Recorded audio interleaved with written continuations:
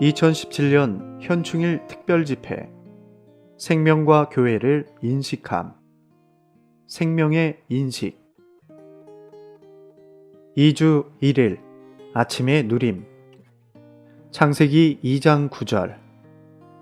여호와 하나님은 그 땅에 보기 즐겁고 먹기 좋은 온갖 나무를 자라게 하셨고 동산 한가운데 있는 생명나무와 선과 악의 지식나무도 자라게 하셨다.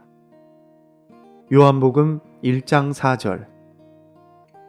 그분 안에 생명이 있었으며 그 생명은 사람들의 빛이었다. 15장 1절. 나는 참포도 나무요 나의 아버지는 농부이십니다. 생명나무는 온 우주의 중심입니다. 하나님의 목적에 따르면 우주의 중심은 땅이고 땅의 중심은 에덴 동산이며 에덴 동산의 중심은 생명나무입니다. 우리가 반드시 깨달아야 할 것은 온 우주가 이 생명나무에 초점을 맞추고 있다는 사실입니다. 하나님과 사람 모두에게 이 나무보다 더 중요하고 중심적인 것은 없습니다. 우리는 사람이 에덴 동산에서 이 생명나무 앞에 서 있는 것을 보게 됩니다. 이것은 대단히 의미 깊은 일입니다. 오늘의 읽을 말씀. 구약은 창조에 대해 말하고 신약은 구속에 대해 말합니다. 창조 안에서든 구속 안에서든 하나님의 목적과 중심은 모두 생명입니다. 우리가 주님의 빛비춤 안에서 창세기의 처음 2장을 본다면 하나님의 창조의 목표가 생명이라는 것을 분명히 보게 될 것입니다. 하나님께서 각양각색의 수많은 것들을 창조하셨지만 하나님의 목적과 최종 목표는 바로 생명입니다. 우리가 창세기의 첫 2장을 정독하고 주님 앞에 나아가 하나님의 창조에 대해 잠잠히 묵상한다면 우리는 즉시 하나님의 창조가 생명과 관련되고 생명을 산출한다는 것을 볼 수 있습니다. 하나님의 창조는 생명을 중심 삼고 또한 생명을 목표로 삼고 있습니다. 하나님은 태초에 무에서 만물을 창조하셨습니다. 하나님은 사람을 창조하신 후에 그를 에덴 동산에 두셨고 동산 한가운데에는 생명나무가 있었습니다.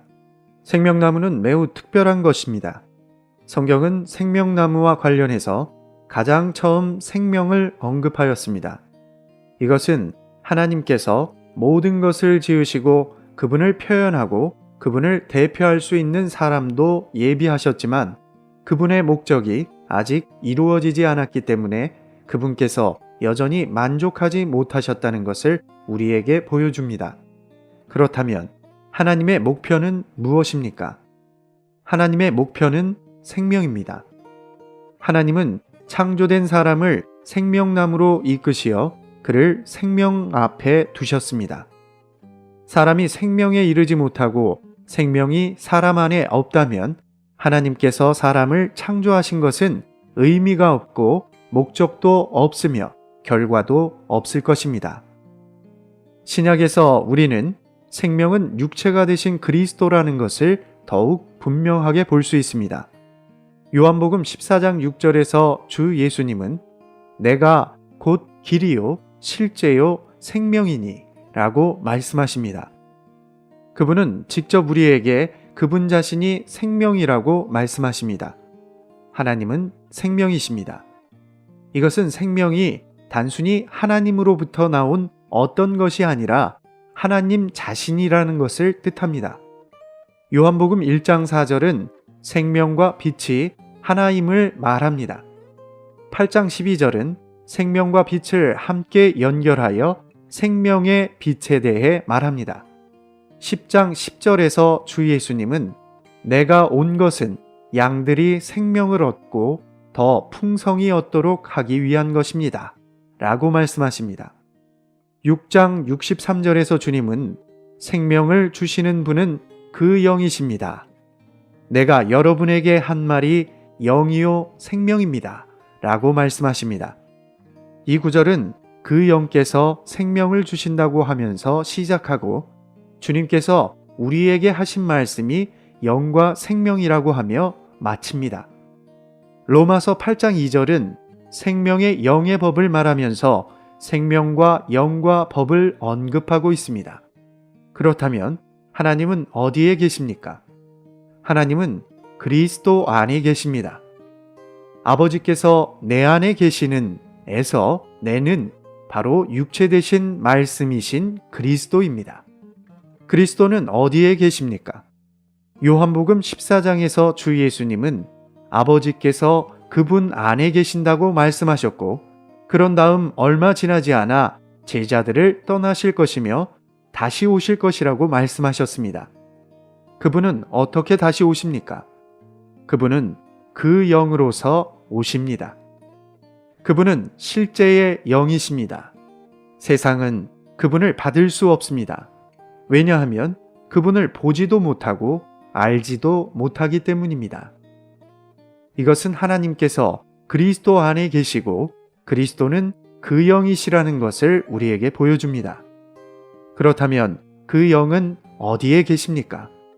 그 영은 생명의 영이라는 특별한 칭호를 가지고 계십니다. 이것은 그 영께서 사람에게 생명을 주신다는 뜻입니다. 요한복음 6장 63절은 주님께서 하신 말씀이 영이요 생명이라고 말합니다. 그 영은 생명이십니다. 생명은 하나님이고 하나님은 그리스도 안에 계시며 그리스도는 그 영이시고 그 영은 생명이십니다.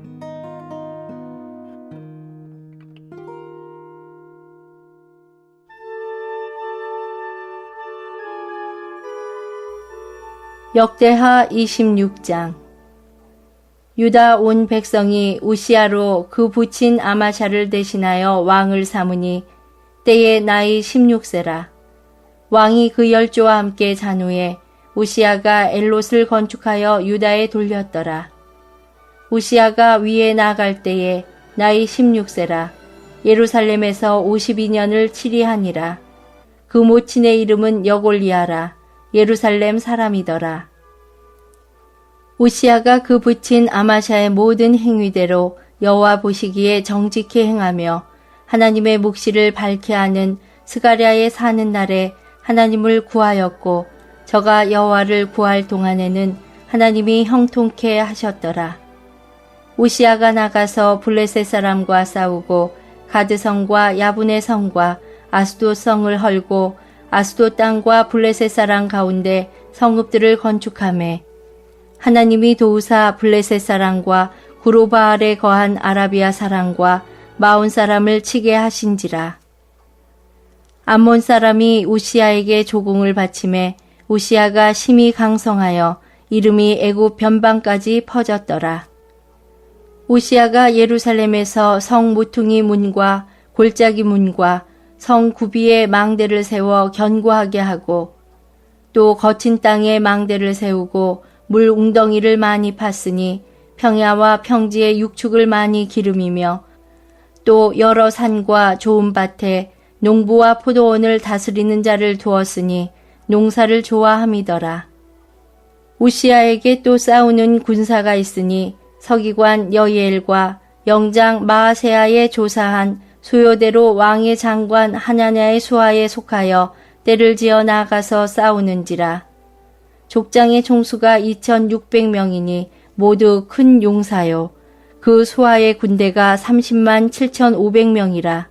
건장하고 싸움에 능하여 왕을 도와 대적을 치는 자며 우시아가 그 온 군대를 위하여 방패와 창과 투구와 갑옷과 활과 물맷돌을 예비하고 또 예루살렘에서 공교한 공장으로 기계를 창작하여 망대와 성곽 위에 두어 살과 큰 돌을 바라게 하였으니 그 이름이 원방에 퍼짐은 기이한 도우심을 얻어 강성하여 짐이더라. 저가 강성하여 짐에 그 마음이 교만하여 악을 행하여 그 하나님 여호와께 범죄하되 곧 여호와의 전에 들어가서 향단에 분향하려 한지라. 제사장 아샤라가 여호와의 제사장 용맹한 자 80인을 데리고 그 뒤를 따라 들어가서 우시야 왕을 막아 가로되 우시하여 여호와께 분향하는 일이 왕이 할 바가 아니요 오직 분향하기 위하여 구별함을 받은 아론의 자손 제사장이 할 바니 성소에서 나가소서. 왕이 범죄하였으니 하나님 여호와께 영광을 얻지 못하리이다. 우시야가 손으로 향로를 잡고 분향하려 하다가 노를 바라니 저가 제사장에게 노할 때에 여호와의 전한 향당 곁 제사장 앞에서 그 이마에 문둥병이 바란지라. 대제사장 아샤랴와 모든 제사장이 왕의 이마에 문둥병이 발하였음을 보고 전에서 급히 쫓아내고 여호와께서 치심으로 왕도 속히 나아가니라. 우시야 왕이 죽는 날까지 문둥이가 되었고 문둥이가 되매 여호와의 전에서 끊어졌고 별궁에 홀로 거하였으므로 그 아들 요담이 왕궁을 관리하며 국민을 치리하였더라. 이외에 우시야의 시종 행적은 아모스의 아들 선지자 이사야가 기록하였더라. 우시야가 그 열조와 함께 자매 저는 문둥이라 하여 열왕의 묘실에 접한 땅 곧 그 열조의 곁에 장사하니라. 그 아들 요담이 대신하여 왕이 되니라. 27장 요담이 위에 나갈 때에 나이 25세라. 예루살렘에서 16년을 치리하니라. 그 모친의 이름은 여루사라. 사독의 딸이더라. 요담이 그 부친 우시야의 모든 행위대로 여호와 보시기에 정직히 행하였으나 여호와의 전에는 들어가지 아니하였고 백성은 오히려 사악을 행하였더라. 저가 여호와의 전 윗문을 건축하고 또 오벨성을 많이 증축하고 유다 산중에 성읍을 건축하며 숲을 가운데 견고한 영체와 망대를 건축하고 암몬 자손의 왕으로 더불어 싸워 이기었더니 그 해에 암몬 자손이 은 100달란트와 밀 1만석과 보리 1만석을 드렸고 제2년과 제3년에도 암몬 자손이 그와 같이 드렸더라. 요담이 그 하나님 여호와 앞에서 정도를 행하였으므로 점점 강하여졌더라. 요담의 남은 사적과 그 모든 전쟁과 행위는 이스라엘과 유다 열왕기에 기록되니라. 요담이 위에 나아갈 때에 나이 25세요 예루살렘에서 치리한 지 16년이라. 저가 그 열조와 함께 자매 다윗성에 장사되고 그 아들 아하스가 대신하여 왕이 되니라. 28장 아하스가 위에 나갈 때에 나이 20세라.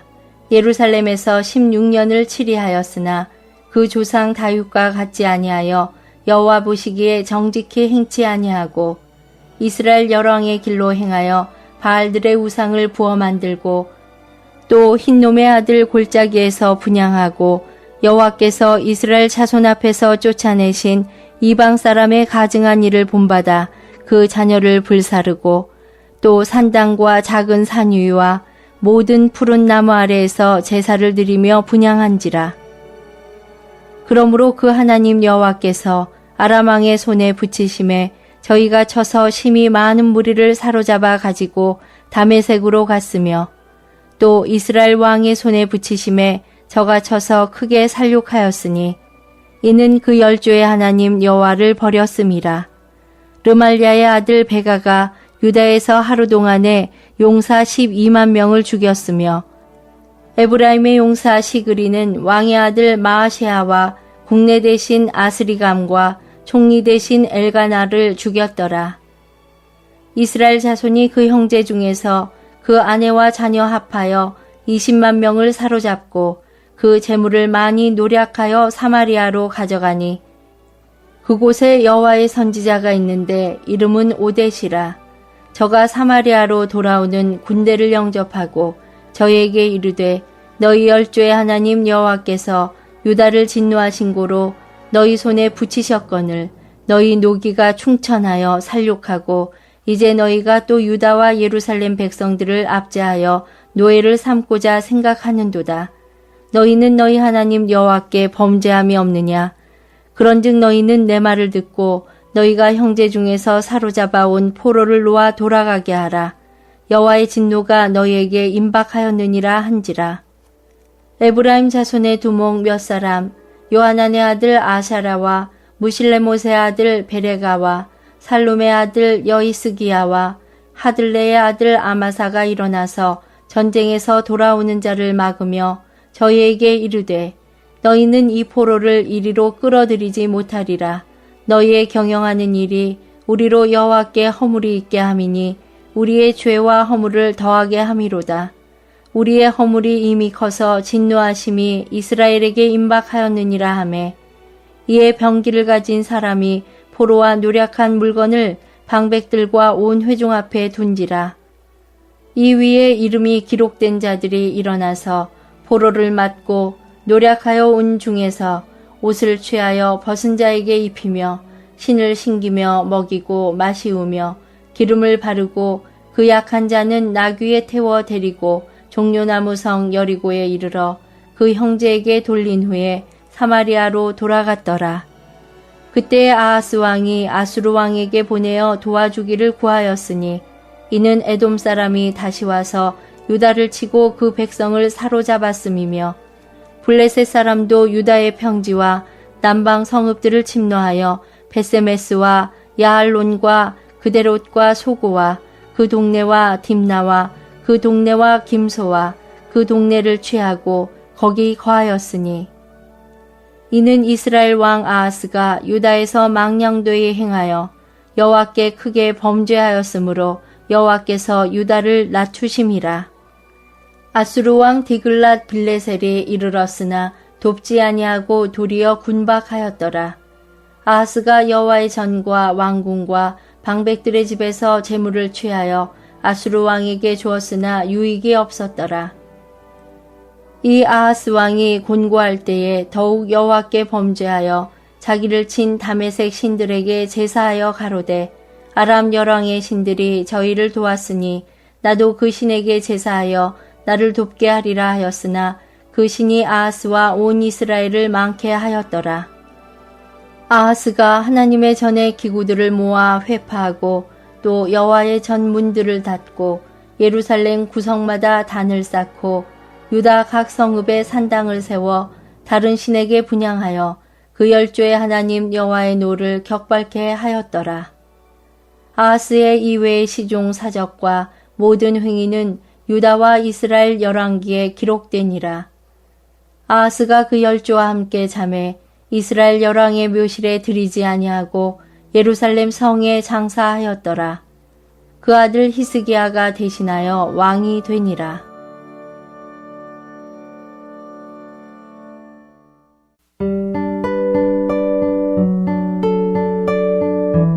사도행전 제18장 아볼로라는 유대인이 에베소에 왔는데 그는 알렉산드리아 태생으로 언변이 좋고 성경에 능통한 사람이었다.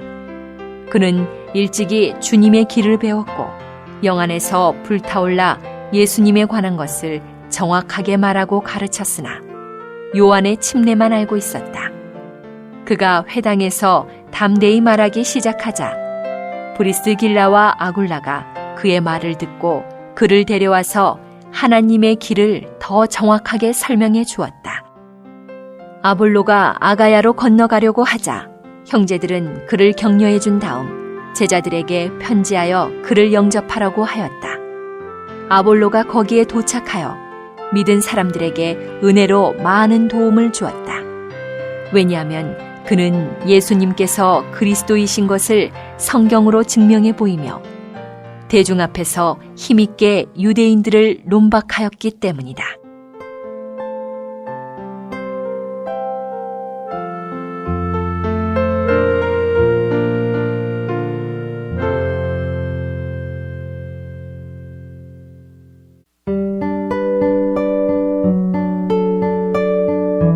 제19장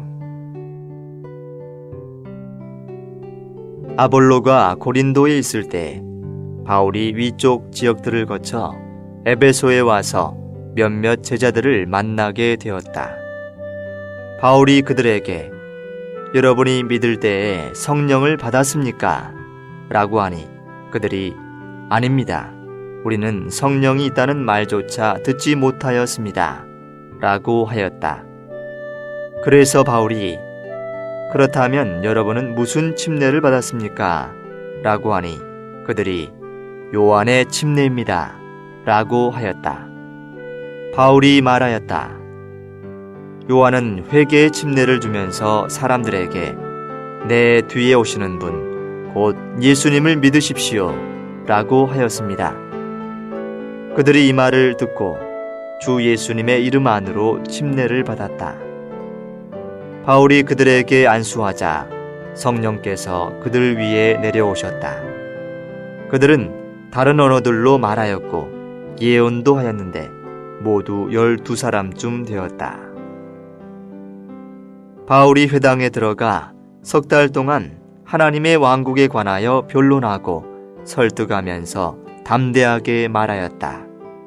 그러나 어떤 사람들은 마음이 무디어져서 순종하지 않고 무리 앞에서 그 길을 비방하므로 바울이 제자들을 데리고 그들에게서 벗어나 두란노 학원에서 날마다 토론하였다. 이렇게 2년 동안 계속하니 아시아에 사는 사람들은 유대인이나 헬라인이나 모두 주님의 말씀을 듣게 되었다. 하나님께서 바울의 손을 통하여 비범한 능력의 일을 행하셨다. 심지어 바울의 몸에 닿았던 손수건이나 앞치마를 가져다가 아픈 사람에게 대기만 해도 질병이 떠나고 악한 영들이 나갔다.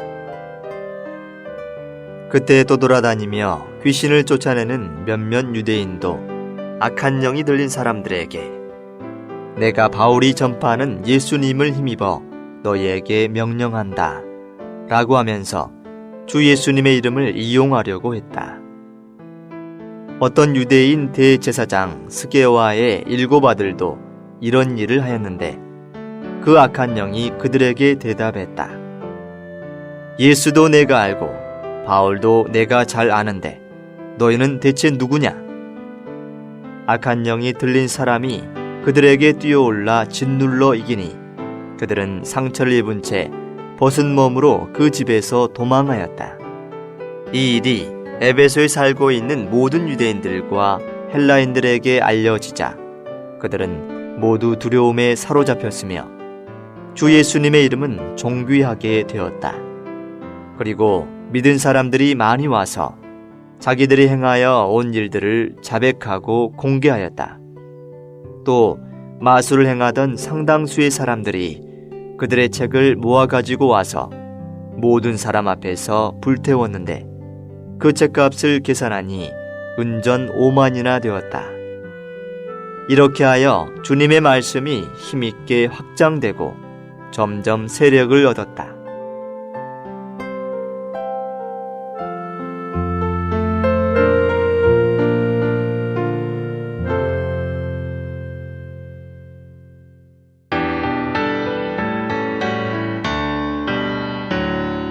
생명은 그 영으로 우리 안에 오신 예수 안에 아버지 놀라운 인격 우리 누림되네 주는 우리 풍성한 생명 살아계신 주께 자신 열 때 거듭남을 체험하게 돼 다른 생명이 우리 안에 와서 우린 다시 태어났다네 우리 안에 주는 살아계신 영 우리 영에서부터 흘러 우리 마음의 각 부분에 흘러 생명으로 변화시키네 이제 우리 동역 필요하니 우리 생각 영해둬야 해 미혹해하는 것에서 돌이켜 매일 생각 그분께 두라 주님 우리 영의 주 담으니 주의 목적 성취하소서. 낡은 옛 생각을 뒤로 던지고 생명과 평안을 찾도록 주의 말씀 풍성히 누리니 모든 생각 사로잡으사 공급받고서 우리의 생각이 거룩하게 되게 하소서. 영의 생각 두며 사는 생활 계속 적용하게 하소서. 주 말미암아 생활할 수 있게 주만 생각하게 하소서.